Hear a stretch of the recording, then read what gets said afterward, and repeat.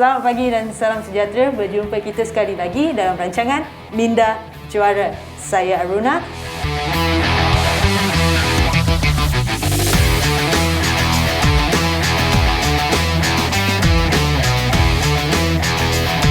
Kita akan bersama-sama untuk mempelajari dan mengenali bagaimana untuk menjadi seorang juara, bukan saja dari segi fizikal tetapi juga dari segi minda.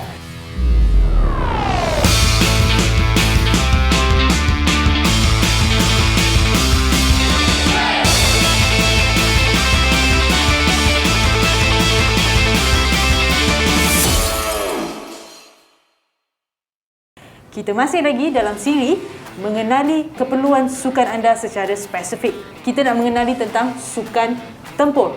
Okey, dan kita ada tetamu khas kita pada hari ini. Alright, sekali lagi Miss Lim Juan Xuan.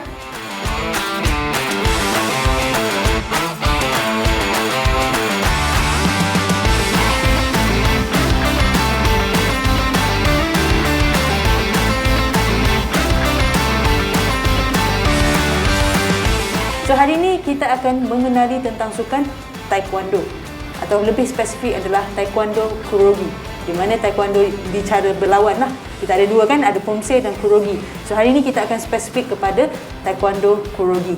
So Jin, ceritakan sedikit tentang pengalaman anda dengan sukan sukan taekwondo kurogi ni.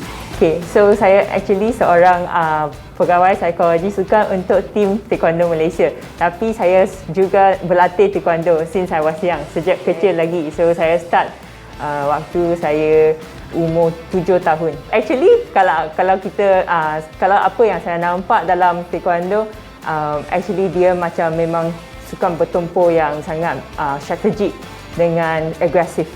So dalam Olimpik kita ada 4 kategori untuk Taekwondo Kurogi. So 4 kategori flyweight.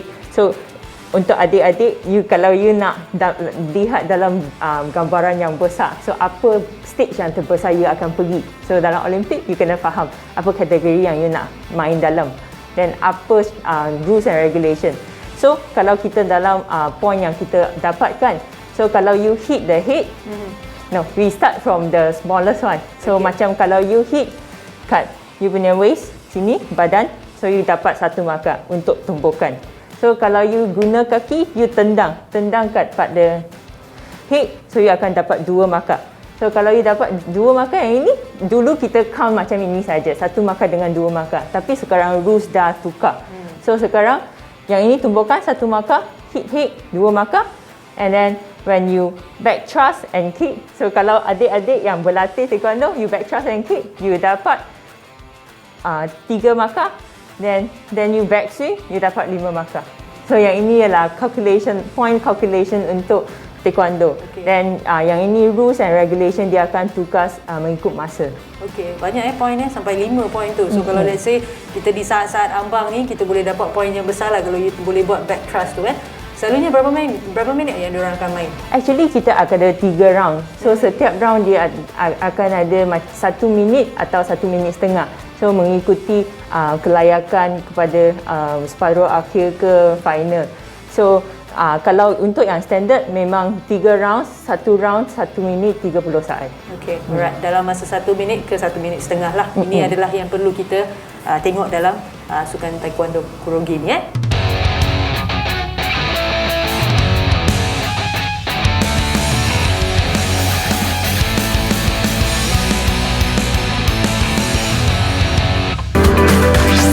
Didik TV KPM. Kita dah tahu pasal apa rules and regulation dalam taekwondo kurogi ni kan. Alright, okey. Sebagai seorang pegawai psikologi sukan tu sendiri kan, apakah pendapat anda tentang keperluan psikologi sukan dalam taekwondo kurogi ni sebenarnya? Okay, so dalam taekwondo kurogi ini actually kita ada banyak cara-cara atau kemahiran yang kita boleh gunakan dalam sukan yang ini. Dalam taekwondo kurogi ini, kita actually yang pertama kita kena tahu ialah macam mana kita menganalisis oponen kita.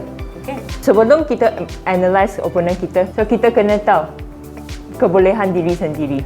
So kalau kita tak tahu kebolehan kita sendiri, kita tak dapat tahu apa kekuatan kita, apa kelemahan kita. Yang ini ialah yang paling penting, sebab kalau kita tak tahu yang kelebihan atau kekuatan atau kelemahan kita tak dapat perform yang terbaik untuk diri sendiri. Betul? Alright, okay. So apa lagi yang you nampak lagi untuk keperluan psikologi untuk taekwondo? Yang kedua ialah kita kena tahu dari teknik kita dengan strategi yang kita main. Sebab untuk sukan tempur, yang ability ialah yang paling penting. So kalau kita ada kita ada macam kita dah ready, mentally kita dah ready, psychological kita dah ready, tapi skill kita tak sampai tahap yang sepatutnya, kita tak akan menang. Alright, ini apa yang kita cakap tadi di mana semua kena gerak seiring. Kita tak boleh satu mental je ready, teknik tak ada. Memang kena sebat nanti kejap lagi kan. Betul tak? Alright, Betul. okay. Apa lagi? So yang ketiga, analysis. Kita kena buat video analysis. So kita ambil video bukan untuk macam mana kita analyse opponent saja. Kita juga kena analyse apa yang kita dah buat. Sebab dekat video kita dapat nampak lebih jelas. Kita tak dapat nampak kita diri sendiri waktu kita bertanding. Betul. So kita boleh dapatkan apa yang gambaran kita masa kita bertanding daripada video. So you boleh analysekan diri sendiri apa teknik yang you belum ada lagi.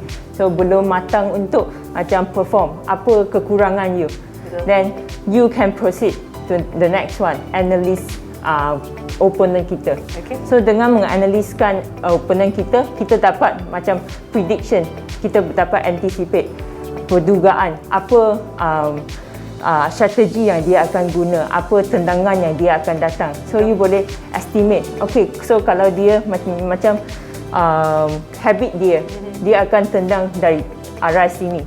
So you akan tahu, okay, so he is more familiar from here. Okay. So saya akan dapat mengelakkan dan counter back. So yang ini ialah yang penting taekwondo.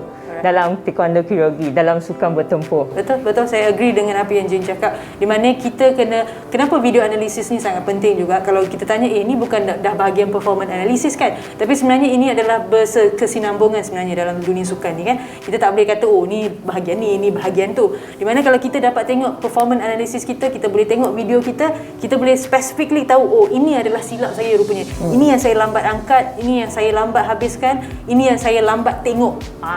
So bila kita dah biasa tengok pergerakan kita dan sebagainya, macam kita selalu cakap, bila ini adalah seolah-olah kita remember balik masa memori kita untuk tahu apa yang patut kita buat pada ketika itu. Kalau kita tertinggal satu saat, habis peluang. So bila habis peluang, mungkin kita tak dapat nak buat 5 point tu ataupun 2 point. Especially dalam taekwondo kan, dia satu sukan yang sangat agresif. So kalau you buat satu kesilapan yang sangat besar, you memang akan rasa tumbukan yang itu atau tendangan yang itu. Betul. Yang itu ialah kesilapan yang akan menyebabkan kekalahan yang sangat besar. Okay, saya ada satu soalan ni. Di mana kalau let's say macam sukan-sukan lain, contohnya macam kalau sukan karate akan datang lagi ini adalah lebih kepada sukan sentuh. Tapi macam taekwondo ni memang kita kena sebat. Pada waktu kita kena sebat tu ataupun kita kena tumbuk tu, apakah perasaan? Sebab kita akan rasa macam marah, macam mana kita nak kontrol emosi kita sebenarnya pada waktu tu? Okay, compare dengan karate, sebab karate ialah more teknik kan. You betul. touch tapi you kena demonstratekan teknik. Tapi untuk taekwondo you kena hit. Dan kalau you hit dengan point yang betul, baru you akan dapat markah. So kalau you hit dengan point yang tak betul, memang tak ada markah. Walaupun you hit dengan sangat macam kuat ke apa. Betul. Tapi so actually kalau kita dapat kalau you pernah menjadi seorang atau adik sekarang seorang pelatih taekwondo kan, you akan rasa sangat-sangat sakit. Alright, okay. So kita tadi dah share pasal keperluan psikologi kan. Kita ada beberapa teknik yang ataupun keperluan psikologi yang Jin dah bagi tahu ataupun Cini dah bagi tahu. So apakah teknik-teknik yang kita boleh nampak anda sebagai seorang psikologi yang anda gunakan kepada atlet-atlet anda? Actually kalau follow up apa soalan yang Aruna tanya tadi kan, macam mana kita mengawalkan emosi. Sebab kalau kita ditendang oleh sesiapa opponent kan, you akan rasa sakit sangat. So macam mana you akan mengawalkan emosi kemarahan. So dalam 1 minit dengan 2 minit yang dalam pertandingan tu kan, you akan rasa sangat-sangat penat, even though it's just 1 or 2 minutes. Betul. You akan rasa, kenapa kaki saya tak boleh naik lagi. So yang ini ialah macam mana mentality kita hit in, psikologi kita hit in. So macam mana kita mengawalkan emosi. So kita akan buat satu performance profiling juga. So dalam profiling performance kita akan analyse, bukan analyse, macam kita akan list down apa perasaan you akan rasa atau you yang pernah rasa dalam competition dulu. So kalau you, saya akan bagikan macam banyak contoh atau situasi. So dalam kalau you buat satu mistake, apa perasaan yang you akan rasa? So saya akan tanya atlet apa pada situasi itu, apa yang you akan rasa. So kalau dia rasa marah, saya akan tuliskan kemarahan. Atau dia rasa kalau dia buat mistake yang salah ke apa, dia tak dapat recover lagi, dia akan rasa, oh hari ini saya tak boleh perform, saya akan kecewakan ibu bapa. So memang ada perasaan-perasaan yang ini. So kita list down, kita boleh nampak apa perasaan yang mereka. So macam mana kita boleh counter, dan kita boleh menukarkan perasaan itu daripada menukarkan kognitif dia, macam mana fikiran. So macam kalau Jin cakap tadi pun saya sangat setuju. Sebab yang pertama kita kena kenal diri kita dulu. Apa emosi kita pada waktu itu? Adakah emosi itu membantu kita untuk perform? Kalau let's say kalau marah tu membantu kita untuk perform, why not? Betul tak? Kalau marah tu tak membantu kita, dan kita kena tukar. So maksudnya kita tak nak carry, asyik kita selalu kita cakap jangan asyik langgar dinding yang sama je. Kan? Selalu datang hari ni buat benda sama, esok datang buat benda sama, tulat datang buat benda sama, tak membantu kita. Betul. So kalau dengan menganalisis kita punya mood scale ni lah kita panggil kan, kita tahu apa perasaan kita pada setiap hari ataupun pada ketika-ketika yang mencabar ni, dan dia akan membantu kita untuk nak progress in future. So that's one of the very good technique lah yang kita nampak di situ. So kalau kita memahami kita kan, so kalau kita rasa okay, memang saya heart rate memang saya kena tinggi dalam, especially dalam sukan tempo. So kalau you activation sangat rendah kan, you memang akan rasa oh memang tak boleh. So ini link ke cara yang kedua. Oh okay, alright. Okay, so the behavioral activation. Oh okay. So you kena warm up. Waktu you warm up, you akan, setiap orang ada rutin yang tak sama.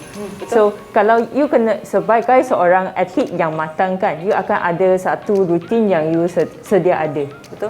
So you akan, okay, sekarang saya mungkin yang atlet itu dia akan lebih suka mendengar lagu yang lebih, music yang lebih macam kuat sikit. Dia akan heighten your heart rate.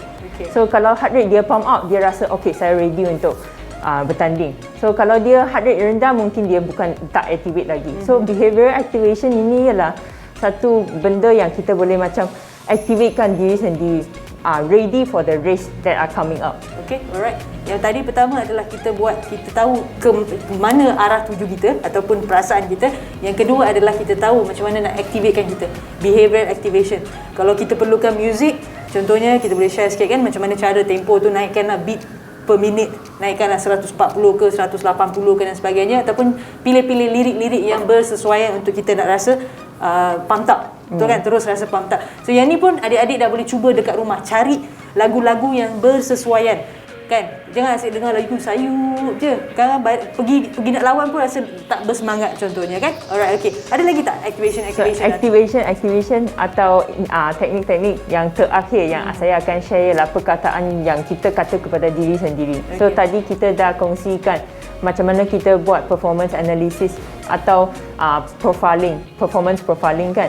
So dalam performance profiling itu kita dapat tengok okay, apa kekurangan dan kekuatan. So dari sini okay, mungkin kekurangan saya ialah waktu pertandingan, kalau saya buat mistake, saya tak boleh recover.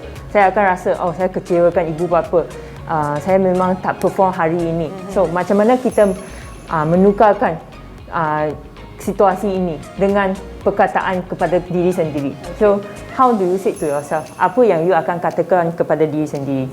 Kalau kita bagikan perkataan-perkataan yang positif kepada diri sendiri kan, pemikiran kita dah bertukar kepada yang positif. So emosi kita juga akan rasa lebih senang sikit. So kalau kita dalam emosi yang memang rasa kita pemikirannya sangat negatif, emosi kita akan terganggu.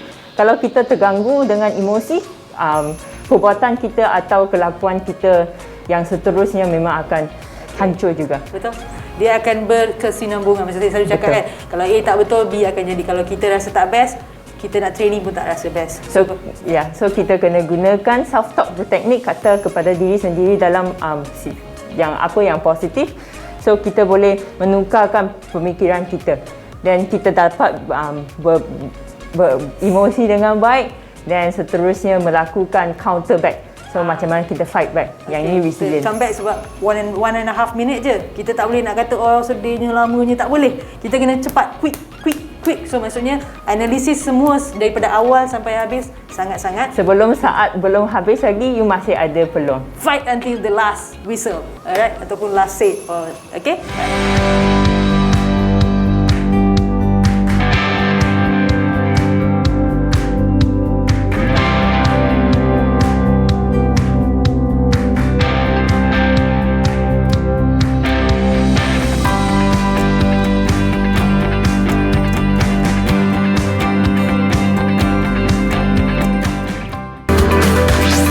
Didik TV KPM.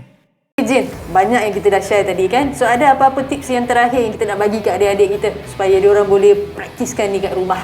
Okay, so first of all, yang pertama paling important sekali ialah macam mana kita improvekan strategi atau skill kita. So kalau kita ada skill yang baik, kita training dengan bersungguh-sungguh, baru kita dapat cakap tentang mentality atau psikologi. So macam mana kita improvekan our skills and then improve kita punya mentality. Alright, okay. So itu adalah kata-kata terakhir daripada Jin. Okay, pastikan apa yang disebut oleh Jin tadi tu kita ikut. Okay, kenal diri kita, kita observe, kita tahu di mana arah tuju kita dan sebagainya. Sebab ini untuk sukan tempur sangat-sangat penting sebab kita ada masa yang sangat singkat. Segala pergerakan kena buat pantas, cara kita berfikir, cara kita buat kerja semua kena pantas. So kita tak kena berfikir lama sangat dekat situ sebenarnya. So proses ni kena berlaku dengan Kita kena ada persediaan yang cukup. oh, betul, persediaan yang cukup. Okey adik-adik, so ini soalan pada hari ini ialah boleh adik-adik tuliskan emosi yang adik rasa semasa atau ketika melakukan kesilapan dan apa yang adik akan kata kepada diri sendiri.